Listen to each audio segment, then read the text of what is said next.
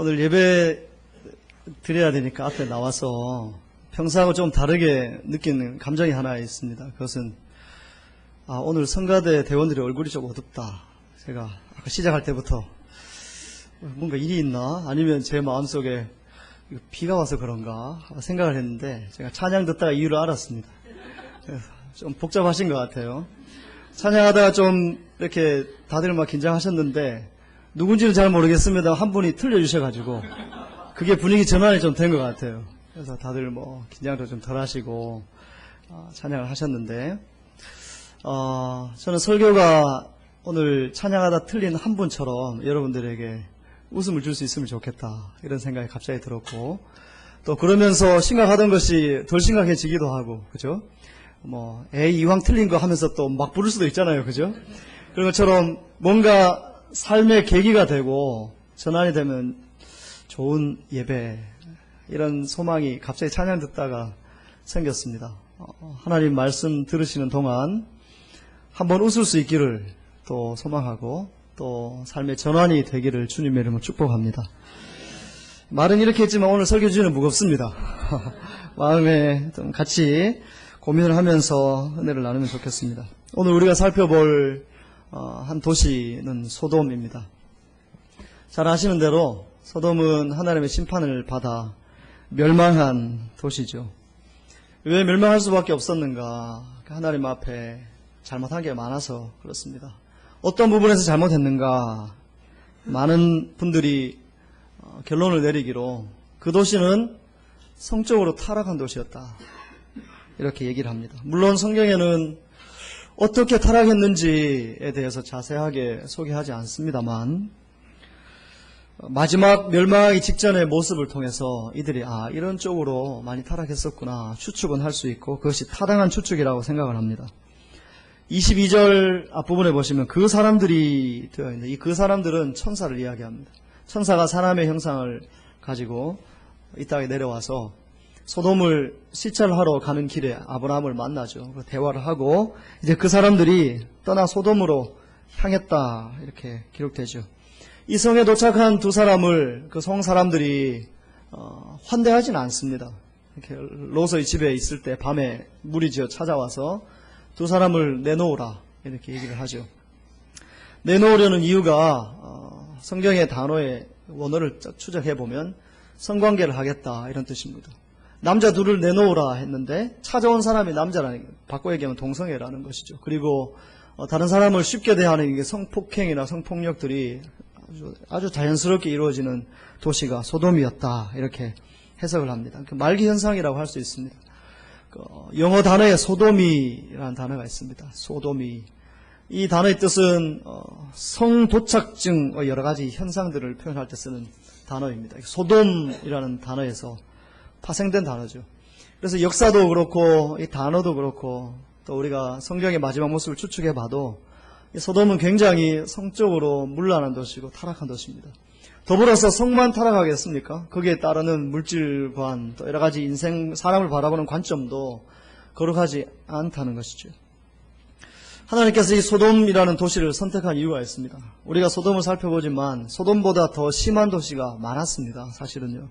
하지만 하나님이 왜 소돔을 선택하셨는가? 그 이유가 있는데, 베드로후서 2장 6절에 보면 이렇게 기록하셨습니다. 소돔과 고모라 성을 멸하기로 정하여 죄가 되게 하사 후세에 경건치 아니할 자들에게 본을 삼으셨으며, 언젠가 소돔보다 더 악한 세대가 올 것을 하나님은 예비하시고 준비하시고 그 세대들에게 경고하고 모델 삼기 위해서 소돔을 선택하시고 소돔을 심판하셨다, 이렇게 이야기를 하시는 겁니다. 이 소돔이라는 도시를 생각해보면 우리는 적어도 두 가지의 경각심을 가져야 하는데, 첫 번째는 내가 살고 있는 이 도시가 소돔이다 라는 생각을 반드시 해야 합니다. 성경 읽으면서 소돔, 그 옛날 죄짓고 멸망한 도시, 아이고 참 불쌍한 것들, 어떻게 좀 정신 차리고 잘 살지, 어떻게 그렇게 심판을 받았나, 그렇게 읽으면 하나님이 소돔을 심판하신 어떤 목적을 달성할 수가 없는 것이죠. 이 소돔이 이렇게 타락했는데 결국 하나님의 심판을 받았구나. 내가 사는 도시도 소돔과 비슷하지 않을까? 이렇게 늘 경각심을 가져야 한다는 것이죠. 실제로 우리가 살아가는 시대가 소돔보다 나은가? 저는 그렇지 않다고 생각합니다. 소돔보다 더한 시대를 살아가고 있고 소돔보다 더한 지역을 살아가고 있는 것이죠. 어린아이들이 컴퓨터 앞에 조금만 이렇게 두드려도 민망한 영상을 쉽게 볼 수 있는 나라가 우리나라입니다. 이 아무리 막아도 그걸 뚫어내는 나라가 우리나라죠. 인터넷을 통해 나이와 상관없이 무차별적으로 음란한 문화를 공급하는 나라, 우리나라고. 그래서 영적으로 부패한 나라라고 할 수 있겠습니다. 여러분 경험하셨죠? 메일이 왔는데, 이메일이 왔는데, 이게 뭐지 하고 열어봤더니 이상한 화면이 뜨고, 갑자기 여러 화면들이 막 동시다발적으로 뜨는 이런 것들을 법적으로 제재해도 그걸 뚫어내고 음란한 문화를 공급하는 나라, 우리나라입니다. 한국형사정책연구원에서 어떤 자료를 발표했습니다. 이런 내용입니다. 한 해 동안 우리나라에서 성매매를 통해 발생하는 수입이 24조 원이라고 합니다. 24조. 이게 어느 정도냐? 우리나라 농업인구 플러스 어업인구, 정말 1년 내에 뼈 빠지게 일하고 또 생명을 걸고 나가서 고깃배를 타고 고기 잡아오는 그분들의 1년 수입을 다 합친 만큼이 딱 이만큼이라는 얘기죠. 그러니까 얼마나 이게 사탄이 우리나라의 문화를 쉽게 만들어 놓은지 모릅니다. 수고하고 애쓰는 게 아니라 쉽게 돈 벌 수 있는 길을 만들어 놓고 그것이 성매매라는 길이라는 것을 자꾸 이렇게 이야기하는 나라. 현대자동차가 1년 내내 자동차를 생산하고 국내, 해외 팔아도 이만큼이 안 되는데 쉽게 놀면서 돈 벌 수 있도록 문화가 조성된 나라. 이게 우리나라라는 것이죠. 여러분 아마 어느 장가 들은 적이 있으실 겁니다. 우리나라의 율락업계에 종사하는 여성이 3만 명이라고 합니다. 3만 명. 이 숫자는 우리나라 20대, 30대 여성 중에 100명 중 4명이 여기에 종사한다. 이런 통계가 분석이 가능한 통계입니다. 우리나라에 살고 있는 20대, 30대 여성의 100명 중 4명이 율락업에 종사하는, 통계적으로 그렇다는 얘기죠. 우리나라에 살고 있는 20대에서 60대 남자들 가운데 10명 중 2명이 한 달에 4, 5번 돈을 지불하고 이 율락 행위를 한다는 것입니다. 젊은 여성들의 100명 중 4명이 이쪽으로 종사를 하고 있고 20대에서 60대 남자 10명 중 2명이 한 달에 4번 이상 율락 여인과 성관계를 가진다. 이게 충격적인 통계입니다. 이거 우리나라 통계입니다. 최근 통계입니다. 한국사이버중독예방센터가 있습니다. 이 얼마 전에 발표한 자료인데요. 우리나라에 채팅클럽이 10,000개가 넘는다고 합니다. 10,000개. 이 채팅클럽 10,000개에 가입한 회원수가 1,820만 명. 다 합치면요. 그런데 이 1,820명이 물론 중복되어 있겠죠. 중복되어 있는데 그 중에 주부들이 상당수를 차지하고 있고 이 기관에서 발표한 통계에 의하면 1,820명 중에 90%가 주부다. 물론 중복되어 있기 때문에 굉장히 숫자는 큽니다. 근데 더 놀라운 사실은 이 주부 중 채팅을 하고 있는 주부 중 50%가 이미 불륜 관계를 맺고 있다는 것이죠. 이게 우리나라 지금 현재 문화입니다. 우리가 몰라서 통계가 없어서 뭐 그렇구나 하지만 실제로 우리가 살아가고 있는 삶의 현장의 통계가 이렇습니다. 젊은 여성들 100명 중 4명이 또 20대에서 60대 남자 10명 중 2명이 이렇게 살고 있고 주부들 많은 숫자가 채팅을 하고 있고 채팅하고 있는 분들의 50% 이상이 불륜을 저지르고 있다는 것이죠. 이게 우리나라 현 주소입니다. 그래서 외국 사람들이 우리나라를 음란공화국이다 이렇게 얘기하고 소돔이다 이렇게 얘기를 하죠. 한 번은 채팅 이런 문화를 연구하고 있는 어느 목사님이 본인이 목사라는 사실을 숨기고 이렇게 채팅을 한번 했다고 합니다. 도대체 이 사람들이 무엇 때문에 채팅을 하는가 이렇게 신분을 속이고 채팅을 했는데 상대방은 여성분이겠죠. 그래서 막 얘기를 하다가 보니까 자기가 교회를 나간다고 그러더래요. 여성분이. 그래서 그러시냐고. 나도 교회 나간다고. 어느 교회 나가냐 그랬더니 뭐뭐뭐 교회. 정말 이름만 대면 알 수 있는 우리나라에 손꼽히는 교회에 나간다는 거죠. 근데 문제는 이 몰래 채팅하는 분과 그 교회 담임 목사님하고 친구라는 거. 그래서 전화해가지고, 형님, 제자훈련 열심히 잘합니까? 그랬더니, 열심히 하고 있지. 내가 10년 동안 해서, 아주 그냥 우리 성도들은 거룩하다. 막 이렇게 얘기를 하는데, 후배 목사님이 자초지종을 얘기를 해준 거죠. 근데 형님, 내가 이걸 연구하다 보니까 어떤 여자분하고 채팅했는데, 형님 교회에 제자훈련 받았다는데요? 이러는 거예요. 이분이 충격을 받았다. 이게 실제로 있었던 내용입니다. 우리는 그런 시대를 살아가고 있습니다. 그런데 우리는 굉장히 좀 발전한 나라, 가난을 극복한 나라, 한가의 기적을 이룬 나라, 이렇게 스스로 자기 체면을 걸면서 살고 있는지 모르겠으나 실제로는 소돔입니다. 소돔이란 사실을 모르는 게 문제인데, 오늘 우리는 이 소돔이란 도시를 살펴보기 전 내가 살고 있는 도시와 내가 살고 있는 나라가 정말 소돔보다 더한 나라구나 라는 사실을 깨달아야 한다는 것이고, 또 하나는 소돔에 살고 있었던 사람들이 괜히 손가락질 받았겠습니까? 자신이 그런 죄를 저질렀기 때문에 손가락질 받고 그 도시가 그렇게 된 거 아닙니까? 소돔이라는 도시 앞에서 우리가 내가 이거 뭔가 잘못하고 있구나, 내가 잘못한 것도 있으니까 이 나라가 이렇게 됐구나라는 사실을 좀 자각을 해야 되고 책임감을 가져야 된다는 것이죠. 그리고 이 소돔이라는 도시 앞에 우리가 깨달아야 할 것은 이러다가 망하겠구나 깨달아야 합니다. 소돔이 망했잖아요. 그런데 우리는 지금 소돔보다 더 심각한 타락의 시대를 살아가고 있는데, 이거 그냥 놔뒀다가는 망한다는 사실을 빨리 준엄한 무게를 가지고 받아들여야 합니다. 우리 주변을 보십시오. 생각이 얼마나 빨리 변하는지요. 몇 년 전 이런 얘기가 있었죠. 간통이 무슨 죄냐? 여러분 기억나십니까? 그래서 그것이 이렇게 누가 자꾸 올리고 해서 결국 이제 투표까지 하게 됐어요. 이렇게 책임 있는 사람들이. 그래서 한 표가 2표 차이로 부결이 돼가지고 아직은 간통죄가 죄로 성립이 되는데, 지금 이 법을 다루는 사람들 중에 간통죄는 죄가 아니다라는 성향의 사람들이 지금 포진하고 있어서 언젠가는 이게 없어질 거다 이렇게 예측을 하고 있습니다. 여러분 이게 뭔가요? 간통죄가 죄가 아니다는 사람의 논리는 두 사람이 합의를 했기 때문에 문제가 없다는 거거든요. 이게 말이 안 되는 거거든요. 두 사람이 합의했으면 가정이 깨져도 상관없고, 두 사람이 합의했으면 이 음란해도 상관없고, 두 사람이 합의했으면 비윤리적이고 비도덕적이도 상관없다. 이런 논리니까 이게 말도 안 되는데 이게 공론화되는 것을 보면 우리나라가 그만큼 타락했다는 거거든요. 조금 있으면 우리나라가 진짜 망할 것 같아요. 이런 측면에서 보면. 얼마 전 미국에 한 잡지에 실린 만화가 있습니다. 젊은 남자, 여자가 대화하는 장면인데, 짧은 몇 컷인데, 거기에 이 젊은 자매가 남자에게 이렇게 얘기합니다. 그대로 한번 옮겨보겠습니다. 오빠, 내가 제안하는 것은 그냥 결혼하자는 것이지 평생을 약속하자는 것은 아니야. 여러분 지금 이거 이해가 되세요? 결혼을 하자는 거지 평생을 약속하자는 건 아니야.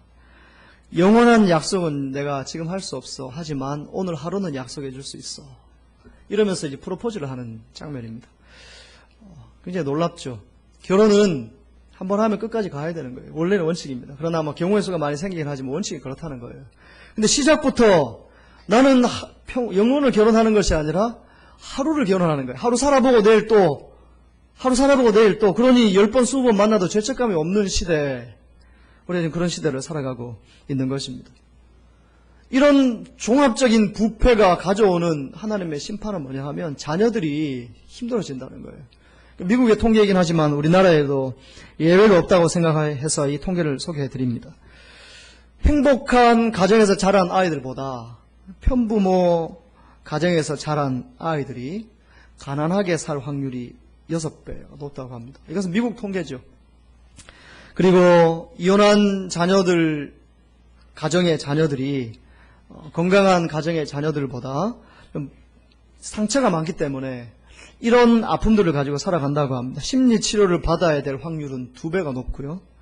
고등학교를 중퇴할 확률은 20%가 높고, 이혼한 가정에서 자란 아이들이 미혼모가 될 확률은 3배가 높고, 강간범, 살인범, 장기수들의 70%가 아버지 없이 자란 가정의 사람들이었다. 이런 통계가 나와 있습니다. 그래서 제가 하는 얘기가 아니고 누구에게 상처 주려고 하는 얘기가 아니라 그만큼 우리가 이렇게 어려운 시대를 살아가고 있고 성적으로 타락하면서 가정이 무너지고 그 무너진 가정 때문에 아이들이 무너지고 그 아이들이 무너져서 사회가 무너지는 도미노 현상이 지금도 일어나고 있고, 그래서 우리가 살아가는 시대는 소돔보다 더 악한 시대라는 것이죠. 이 소돔이라는 도시 앞에 우리가 이런 경각심 없이는 지금부터 다루게 될 내용의 의미가 없어집니다. 소돔은 그렇지 뭐 그렇게 잘못해서 그렇게 됐지 우리는 상관없어 이렇게 해가지고는 오늘 설교의 의미가 없다는 것이죠. 저는 이 본문이 주는 두 가지 교훈을 나누기 전 먼저 우리가 이런 두 가지 경각심을 가져야 된다고 생각합니다. 우리가 살고 있는 시대는 소돔보다 악합니다. 이것은 객관적인 자료가 그것을 증명하고 있습니다. 그리고 이대로 뒀다가는 우리는 망합니다. 내가 망하기도 하지만 아이들이 망하게 됩니다. 그래서 이 망하는 소돔보다 더 악한 시대를 어떻게 살려낼 수 있을 것인가, 그것에 대한 하나님의 교훈을 두 가지 나누려고 합니다. 첫 번째 교훈은요, 나를 버리는 기도를 할 때 비로소 내가 살고 이 시대가 살 수 있습니다. 오늘 본문에 아브라함이 하나님 앞에 어찌 보면 좀 불경하게 협상을 벌이고 있는 장면을 우리 함께 읽었습니다. 아브라함이 왜 하나님과 이런 협상을 할까요? 버릇이 없어서 그런가요? 그렇지 않습니다. 얼마나 이 소돔 성에 대해서 안타까운 마음이 있었으면 하나님 앞에 이런 불경하게 보이는 협상까지 막 벌이면서 이렇게 애걸하고 복걸하고 이렇게 간구를 하고 있겠습니까? 아브라함의 마음은 기본적으로 애통하는 마음입니다. 저 성 그냥 둬선 안 되는데, 저 성이 하나님의 심판받아서 안 되는데 어떻게든 살릴 방법이 없을까 고민하면서 하나님과 협상을 하는 거죠. 그 첫 번째 협상 카드가 뭡니까? 저 성에 의인이 50명이 살고 있는데 하나님, 불의한 사람 심판하다가 50명 죽이셔야 되겠습니까? 아니면 50명 때문에 성을 살리셔야 되겠습니까? 이렇게 협상 카드를 내놓으면서 저 성에 의인 50명이 있으면 살려주시죠. 이렇게 첫 번째 협상 카드를 내미는 것입니다. 그 당시 소돔에 몇 명이 살았느냐, 학자마다 조금 다르긴 합니다만 2만 5천에서 5만 명이 살았다고 생각합니다. 오늘 모든 통계는 5만 명이라는 전제하에 통계를 말씀드립니다. 5만 명이 살고 있는 도시에 하나님, 의인 50명만 있으면 살려주시지요. 이렇게 협상 카드를 내밀었습니다.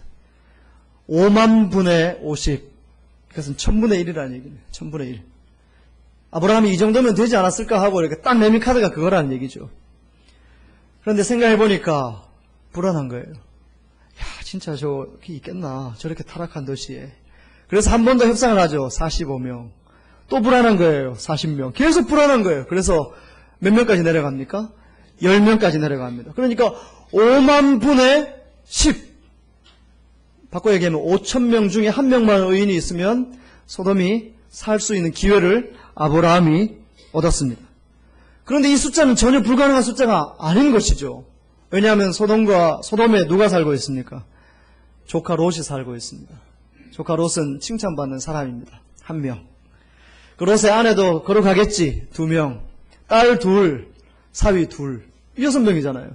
롯이 또 굉장한 거부였거든요. 그 집안에 살고 있는 종들도 한둘이겠습니까? 야, 그 수천 명 종 중에 4명 없겠나? 그죠? 이런 생각인 거죠. 이거 좀 타당 이해가 되십니까? 아브라함 입장에서 보면 이거 전혀 불가능한 숫자가 아니었습니다. 하지만 실제로 뚜껑을 열고 보니 10명이 안 되는 거예요. 10명이 안 되는 거예요. 그래서 결국 소돔은 멸망을 당할 수밖에 없었습니다. 저 이 장면을 보면서 너무 안타깝더라고요. 그 대단한 믿음의 조상 아브라함이 하나님과 이렇게 애통하는 마음을 가지고 협상을 벌이고 마지막 마지노선 10명 딱 이렇게 선을 딱 쳤는데 소돔이 왜 그걸 못했을까? 너무너무 안타깝고, 어떻게 아브라함은 그 대단한 믿음을 가지고 있으면서도 소돔을 더 구체적으로 돕지 못했을까 하는 이 안타까운 마음이 있습니다. 이 사실 앞에 우리가 좀 두렵고 떨리는 마음으로 주님 앞에 물어야 되겠죠. 이 도시에, 우리나라에 정말 이런 일이 반복된다면 이 땅에는 하나님의 심판을 막아설 의인 10명이 과연 있는가? 나는 그 의인 10명 중에 한 명으로 부름받았는데, 그렇게 살라고 부름받았는데 그런 의인의 삶을 내가 살고 있는가? 진지하게 자문을 해봐야 합니다. 이 아브라함의 중보기도가 좀 실패한 것처럼 보여서 지난 한 주간 제 마음이 좀 불편했습니다. 야, 이 대단한 믿음의 조상 아브라함이 기도하는데도 안 되는 거 보면 우리가 기도해도 이거 뭐 잘 되겠나 이런 생각도 들기도 하면서 새삼 한 믿음의 위인이 떠올랐습니다. 그분의 모세입니다. 모세. 하나님이 이스라엘 백성들을 가나안 땅으로 데리고 나와서, 광야로 데리고 나와서 가나안 땅으로 데리고 가겠다 약속을 했잖아요. 그런데 데리고 다니다 보니 죄를 짓고 하나님 마음에 불편한 일들을 많이 저지른단 말이죠. 그래서 하나님이 화가 나서 내 이놈의 것들 가만 안 놔두겠다. 다 죽여버리겠다 하는 그 순간이 있었습니다. 그때 모세가 아브라함의 심정을 가지고 하나님 앞에 딱 서잖아요. 서서 이렇게 기도합니다. 두 가지를 이야기하죠. 하나님, 애굽에 나오기 전 약속하실 때 이 백성들 가나안까지 데리고 간다고 약속하셨죠. 그런데 여기서 다 죽이면 거짓말한 거 아닙니까? 그리고 이방인들이 얘기할 겁니다. 저 신은 애굽에서 데려 나오는 능력은 있었으나 가나안 땅까지 데려갈 능력은 없는 무능한 신이다로 얘기할 건데 정말 그렇게 하시겠습니까? 하고 말씀을 가지고 하나님과 단판을 짓습니다. 그리고 한마디 더 하죠. 정 그래도 안 되시겠으면 저 사람 살려주시고 저를 죽이세요. 이렇게 얘기한 겁니다. 여러분, 지금 아브라함의 기도와 조금 차이가 있음을 발견하십니까? 아브라함은 사람을 의지했습니다. 적어도 내 조카 롯은 괜찮겠지, 조카 롯의 아내는 괜찮겠지 하고 사람의 희망을 두고 애통하는 마음을 그렇게 기도로 표현했는데, 모세는 사람에게 희망을 둔 것이 아니라 하나님 말씀에 희망을 두고 또 하나님 말씀 앞에 나를 버린 거죠. 저들을 살리고 차라리 저를 죽여주십시오. 이렇게 생명을 걸고 기도하니까 하나님이 모세의 기도를 들으시고 마음을 돌이키셨습니다. 여기에 저는 차이가 있음을 새삼 발견을 했습니다. 아브라함의 기도는 출발과 그 동기는 너무 아름다웠습니다. 그리고 하나님이 칭찬하셨습니다. 그러니 성경에 기록되었겠죠. 그러나 소돔과 고모라를 위해 자신을 버릴 준비는 조금 덜 돼 있었던 것 같습니다. 그리고 하나님의 말씀을 더 의지하고 하나님의 성품을 의지하기보다 5만 명 중에 10명 없겠나 이런 마음을 가지고 기도했던 거죠. 그러나 모세는 그렇게 하지 않았습니다. 모세가 데리고 나온 백성은 몇 명입니까? 60만. 남녀 합쳐서 200만인데 200만 명 중에 10명 없겠나 이 생각을 한 게 아니라 하나님 그것만 잘 모르겠는데 저는 하나님 말씀 붙잡고 기도합니다. 그리고 그 사람들 살려주시고 차라리 저를 죽여줬습니다. 이런 절처절명의 나를 버리는 기도를 통해 민족을 살려냈다는 것이죠. 이 모세의 기도와 아브라함의 기도를 비교하면서 저의 중보기도의 삶을 점검해 봤습니다. 목회자이다 보니 자꾸 중보기도 하게 되고 또 기도 부탁하시는 분들도 있고 또 어떨 때는 괜찮습니다 하시지만 얼굴 표정은 보면 안 괜찮은 분들이 있으시잖아요.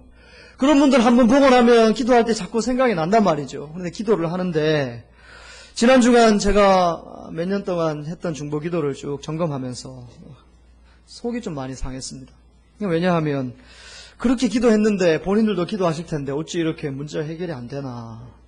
그러면서 하나님 앞에 기도할 때 성경 말씀 가지고 또 모세 흉내 낸다고 하나님 성경에는 주의 자녀들이 형통한다고 말씀하셨죠. 복 준다고 말씀하셨죠. 우리 믿음의 식구들 이제 복 받아야 되지 않겠습니까? 말씀 기록해 두셨는데 복 주셔야 안 되겠습니까? 이렇게 기도도 하고 또 어떨 때는 너무 속상해가지고 하나님 목회하라고 불러주셨으면 기도하면 제가 응답되도록 해야 목회도 부응할 거 아닙니까? 지금 불러놓고 뭐 하신 겁니까? 이런 마음으로 좀 기도하면 좀 응답해 주셔야죠. 이런 마음으로도 기도하는데 생각대로 마음이 쉽지 않더라고요. 그런데 모세의 기도를 묵상하면서 내가 아주 부족하구나 새삼 깨달았습니다. 저는 이렇게 기도하지 않았거든요. 하나님 저 집사님 몸이 불편하신데 고쳐주십시오. 여기까지만 했지 제가 하나님 저 집사님 고쳐주시고 차라리 저를 아프게 해주세요. 제가 이렇게는 기도를 못했거든요. 앞으로도 할 수 있을지는 잘 모르겠습니다. 그러나 주님 앞에 겸손하게 모세의 기도를 본받아야 되겠다는 결심은 하고 있습니다. 여러분의 기도 생활 어떠십니까? 누군가를 위해 기도하고 내 인생의 문제를 가지고 기도할 때 그냥 아브라함처럼 누군가를 의지하고 기도하진 않으셨습니까? 또 이 정도면 충분하다 이런 생각 가지고 기도하다 중단하진 않으셨습니까?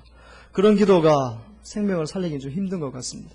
모세의 기도처럼 나를 내려놓고 하나님 말씀 의지해서 기도할 때 정말 나를 버리고 기도할 때 내가 살고 이 공동체가 살 수 있다는 것입니다.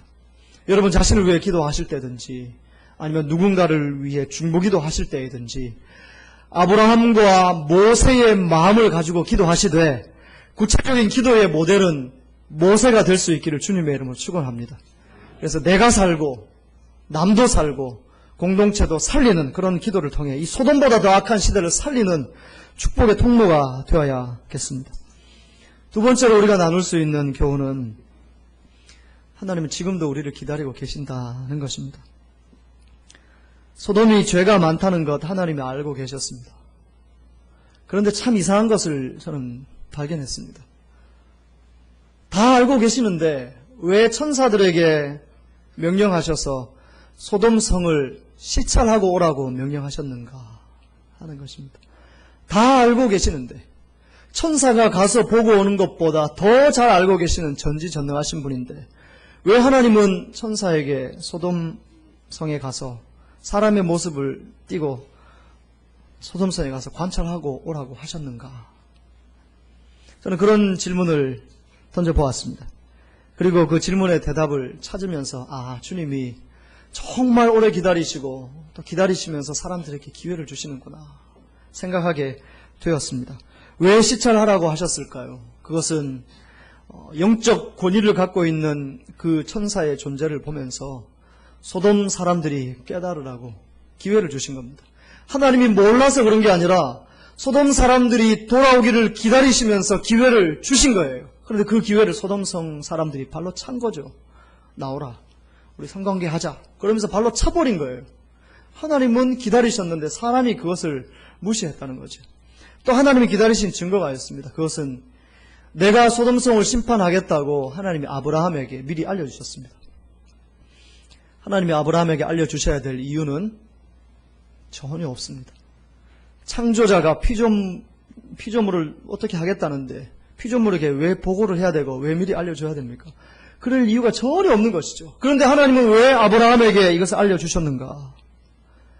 그나마 믿음을 갖고 있는 사람이 적절하게 반응하고 적절하게 이 성을 도울 수 있는 방법을 찾아보라고 기회를 주신 거예요. 그러면서 하나님이 기다려 주셨다는 거죠. 그런데 소돔 사람들은 그 기회를 발로 차버리고 아브라함은 정말 힘을 다해서 기도했지만 조금 아쉬운 기도를 했던 것이죠. 그래서 이 일이 이렇게 된 겁니다. 하나님 지금도 우리를 기다리고 계십니다. 소돔성보다 더 악한 우리에게 회개할 기회도 주고 계시고 지금도 돌이킬 기회를 주고 계시는 것이죠. 그래서 하나님이 지금 우리를 심판하지 않으시는 겁니다. 우리가 살아있는 이유는 심판받을 이유가 없어서가 아니라 심판받을 이유가 있음에도 불구하고 하나님이 기다리시기 때문에 지금 살아있는 겁니다. 저와 여러분이. 그러니 주님이 주신 이 기회 가운데 죄 짓는 속도가 빨라서는 되지 않고 회개하는 속도가 빨라야 살 수 있다는 것이죠. 여러분, 기도를 듣는 하나님의 입장을 같이 한번 생각해 보시죠. 아브라함이 지금 기도하고 있지 않습니까? 자꾸 기도하는 거예요. 50명, 40명 자꾸 협상하는 거예요. 하나님 입장에서 50명이 의미가 있겠습니까?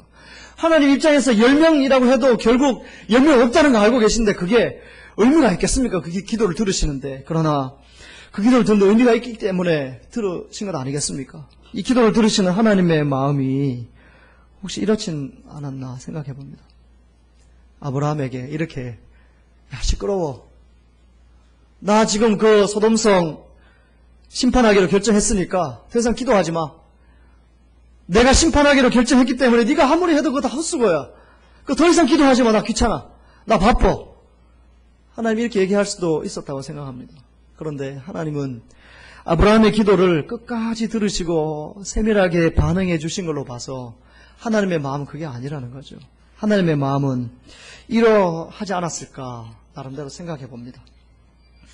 아브라함이 기도하죠. 50명, 45명, 40명 할 때 하나님이 이렇게 얘기합니다. 그래, 아브라함 너 잘한다. 그래, 숫자 좀 더 낮춰봐. 50명 사실 많았는데 그래, 낮춰봐. 45명 아브라함이 딱 얘기하니까 야, 그것도 많아. 좀 낮추면 안 되냐. 이런 마음인 거예요, 사실은요. 아브라함이 얘기하다가 너무너무 죄송하고 송구스러운데 한 번만 더 말씀드리겠습니다. 이런 태도거든요. 그때 하나님 마음이 어떻겠습니까? 그래, 미안하지. 미안한 거 알지? 그러니까 더 얘기하지 마. 이게 아니라 미안하기 뭐가 미안하냐. 소돔성에 있는 백성 내 백성인데 내 백성 살려달라고 기도하는 네가 왜 미안하냐. 내가 오히려 고맙지. 그래, 한번 더 맞춰봐. 더 낮춰봐. 더 낮춰봐. 그러면서 계속 낮춰주신 거예요. 아브라함이 제안할 때 하나님이 뭐 시간이 없어서 그걸 계속 들어주셨겠습니까? 이 심정으로 그래, 조금 더 낮춰봐. 조금 더 낮춰봐. 나도 내 백성 살려야 되니까 좀 더 낮춰봐. 그렇게 얘기를 하면 마음에 생각을 가지시고 아브라함의 기도를 들어주신 거거든요. 여기서 조금 아쉬운 것은 아브라함이 더 낮췄어야 되는데, 그죠? 10명이 아니라 1명으로 딱 낮췄어야 되는데 그걸 못 낮춘 거예요. 아브라함이 사람을 믿었거든요. 롯을 믿고 롯의 아내를 믿고 그 주변 사람을 믿었기 때문에 10명으로 끝낸 거예요. 그때 하나님 마음이 얼마나 슬펐을까 저는 생각해 봤습니다. 얘가 더 낮춰야 되는데, 얘가 내가 더 기회 줄 수 있는데 얘가 왜 여기서 중단하지? 하나님 혹시 이런 생각 하지 않으셨을까요? 하나님은 지금도 우리에게 기회를 주고 계십니다. 그리고 우리에게 그래 한 번 더 기도해봐. 한 번 더 기준을 좀 낮춰봐라 그래. 한 번 더 내가 기회를 줄게. 하나님 지금도 우리를 그렇게 기다리고 계시는데 여러분 어떠십니까? 날마다 죄 지으면서 회개하십니까? 특별히 이 성적인 부분에 있어서 여러분 자유로우십니까? 하나님이 기회 주실 때 깨달아야 됩니다. 깨닫지 않으면 소돔 사람들처럼 갑자기 망하게 되는 것이죠. 이것은 역사가 증언하고 있고 성경이 증언하고 있습니다. 지금도 우리를 기다리시는 그 하나님 앞에 회개할 기회 놓치지 않는 여러분, 또 아브라함처럼 중보기도할 기회를 붙잡고 하나님 앞에 몸부림치는 여러분 되시고, 또 정말 그렇게 기도하시다가 나도 살고 다른 사람도 살려내는 모세와 같은 축복의 통로의 삶 온전히 살아가시는 저와 여러분 될 수 있기를 주님의 이름으로 축원드립니다.